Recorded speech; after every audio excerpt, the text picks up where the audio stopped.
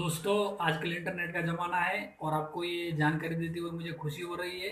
कि हमने भी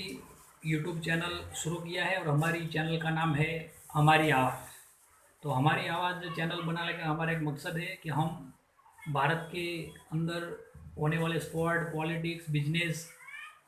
के साथ साथ हमारे सामाजिक छोटे बड़े सभी संगठन कि जो भी प्रोग्राम लगा रहे हैं पूरे भारत के अंदर जो मेन स्ट्रीम मीडिया नहीं बता रही है, तो सारे मैसेज, उसके अलावा समाज की वो सारी घटनाएं और दुर्घटनाएं जो मेन स्ट्रीम मीडिया नहीं दिखा रही है वो हम आप तक पहुंचाना चाहते हैं। तो हम ये काम कर रहे हैं और आप हमें पूरा साथ और सहयोग करें। हमारे इस चैनल को लाइक, शेयर और सब्सक्राइब करें।